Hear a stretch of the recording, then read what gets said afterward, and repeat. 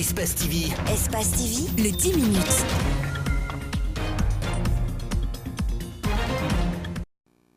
L'opposition républicaine, par la voix de son leader, menace de renouer avec les manifestations de rue.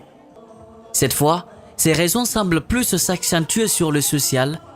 Les élèves n'ont toujours pas repris les cours correctement dans les écoles publiques et cela pourrait entraîner des conséquences. Et voilà qu'on court vers une année blanche pour les jeunes de Guinée. C'est inacceptable. C'est de l'irresponsabilité.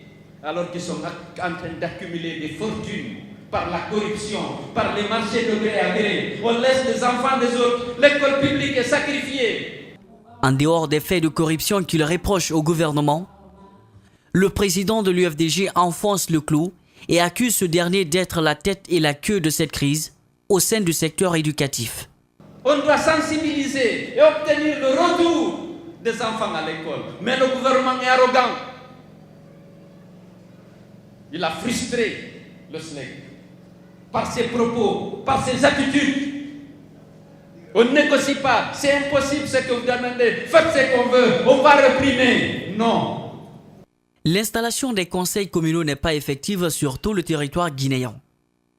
Une preuve de mauvaise foi, dénonce Cellou Dalein Diallo. À toutes les étapes, il faut qu'ils volent. Ils ont volé dans les urnes, ils ont volé à la centralisation. Maintenant, ils sont en train de voler au niveau des élections, de l'élection des maires et des exécutifs. Un gouvernement qui vit de vol, ils n'ont pas honte. Mardi, le chef de file de l'opposition entend animer une conférence de presse pour expliquer les raisons des multiples manifestations de contestation. Le jeudi, les opposants invitent leurs militants à redescendre dans la rue. D'entrée, le président local de la Jeune Chambre internationale a donné les raisons du slogan « Oser innover pour mieux impacter », la source de motivation de ses membres durant l'année 2018. Le don communautaire à 100 enfants, orphelins entretenus par l'ONG Alliance des Caporaux et l'ONG Aide aux enfants de Bambeto. Le campus Conakry Leaders CCL. Ouvert en avril dernier, nous avons animé 14 thématiques avec 380 participants, couronnés d'un trophée lors des Awards 2018. Le ministre de la Jeunesse a loué les œuvres entreprises par ces jeunes.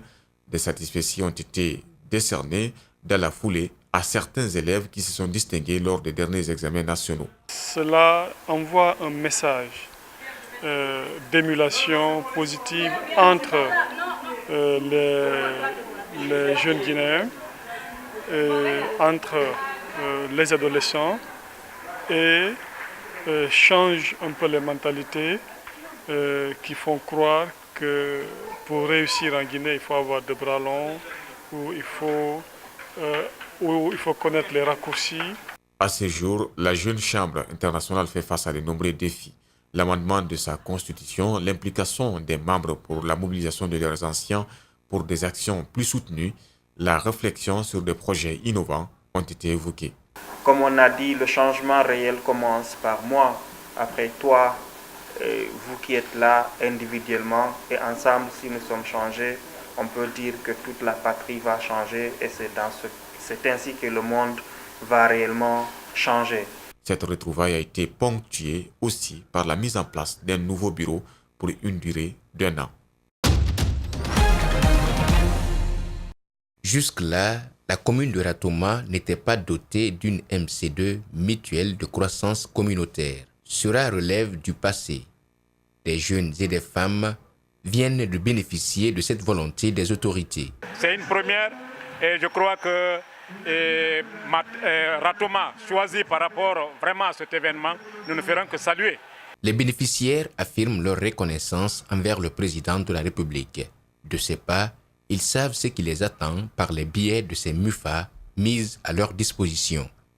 L'autonomisation financière et économique de la femme est une arme redoutable et efficace pour combattre la criminalité et l'instrumentalisation politique des jeunes de l'Axe en général et la femme en particulier. En tant que femme, ce qui compte, c'est d'être nous-mêmes et à travailler avec d'autres qui ne pensent pas comme nous, en respectant leur opinion et leurs choix politiques. Le ministre de la Jeunesse salue l'aboutissement de nombreuses concertations. Il exulte et sollicite que cette initiative présidentielle soit partagée par cette commune. La MIFA et de la MC2 sont des concepts qui visent justement l'accompagnement des membres en vue de leur épanouissement.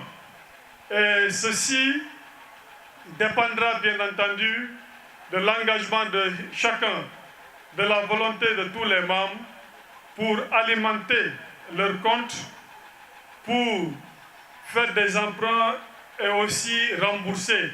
Aujourd'hui, ils sont nombreux les bénéficiaires à relater les avantages des MIFA et le changement que cela a apporté dans leur quotidien. Selon l'enquête nationale sur la santé réalisée en 2015, un adulte sur 3 en Guinée souffre de l'hypertension artérielle qui est le principal facteur de risque de crise cardiaque et des accidents vasculaires cérébraux AVC. Selon l'Organisation mondiale de la santé, OMS, les AVC figurent parmi les 10 principales causes de décès dans le pays.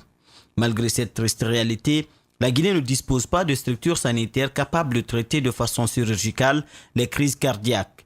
D'où cette initiative qui a pour objectif de fournir des soins d'urgence de qualité aux victimes d'accidents et catastrophes ainsi qu'à ceux qui requièrent des services de dialyse. Cette initiative-là, c'est une façon pour nous de dire qu'on peut se donner la main pour faire quelque chose. Ça, c'est d'un. Et la deuxième chose qui n'a pas été mentionnée dans la cérémonie, c'est que pourquoi est-ce qu'on a fait ça au camp Al-Fayaya? Parce qu'on a voulu aussi rendre hommage au corps habillé. Le but de ce dîner est de sensibiliser les acteurs sur la nécessité de créer un centre d'une part et d'autre part, c'est aussi de collecter des fonds de plus d'1 million de dollars US nécessaires à la matérialisation de cette initiative. Je pense que les initiateurs de ce projet ont vraiment bien choisi le moment parce qu'aujourd'hui, comme vous le savez, nous n'avons aucun centre d'urgence pour la prise en charge de ces différents cas de pathologie qu'on vient de citer. Puisque nous n'avons pas de structure pour la prise en charge correcte de ces situations, alors la venue de ce service et la création de ces services, je vais dire par des bienfaiteurs comme Ella Diané, on ne peut que leur dire merci, merci et les féliciter. La fondation Life from the Republic et la Guinéenne des Mines n'est pas à sa première action en faveur de la santé. Il y a quelques années, une levée de fonds avait permis de faire venir en Guinée des équipements et matériels médicaux pour les hôpitaux publics.